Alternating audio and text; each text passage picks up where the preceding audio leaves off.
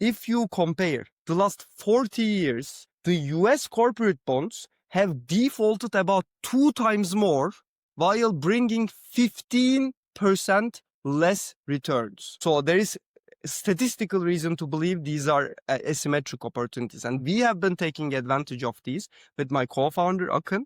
But what happened is that we have seen so many trouble. Again, as I said, you have to have $200,000 to just purchase one corporate bond. We went to these local brokerages and all that and negotiated the deals. They were never like, okay, give me 1,000, give me 10,000. They were like, okay, 50K, 60K, I'll make you a deal. But then what they do, basically they quote me 15% more than the bond's price. On a fixed income instrument like this is unacceptable, especially with 2 years to maturity. So we created Bondi because we saw a need in our daily lives. These were products we have been using, we have been investing, and there was really no way to find people like me, Akın, Mikhail, and combine them, crowdsource their interest into $200,000 blocks, and then just use this and just purchase it on a secondary market, just like BlackRock is doing.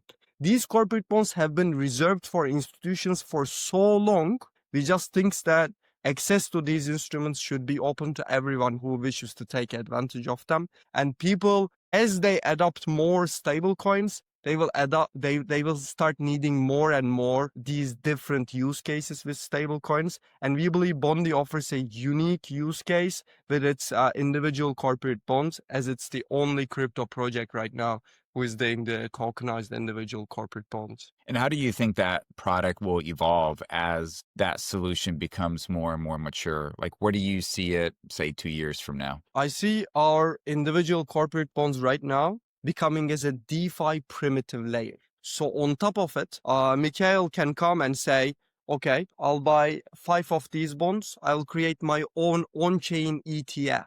Before, if you wanted to create an ETF of your own, unbelievable hurdle. Like, I don't even know the requirements to do it. But now you just come to us, you do the KYC with us, of course, you purchase the bonds, and then you have a native way on chain of creating an ETF from these products. So the way it evolves, in my opinion, is that these individual corporate bonds becomes like a DeFi primitive layers, like different RWA vaults. We are, for example, in talks with Plume for an allocation from one of their vaults as a diversification strategy. And what I'm trying to say is that as we build these primitives, the upcoming on-chain ETF issuers, upcoming, like you can create leaderboards. So I did this ETF, I did this, which one is bringing more money? Like you can also put it in earn sections of different applications. Like there are so many ways to distribute it. But first we realized there is the need for this base layer. On top of what you can build this base layer, we have many ideas and we know that there are many, many applications that can be done. If you're a founder or operator in Web3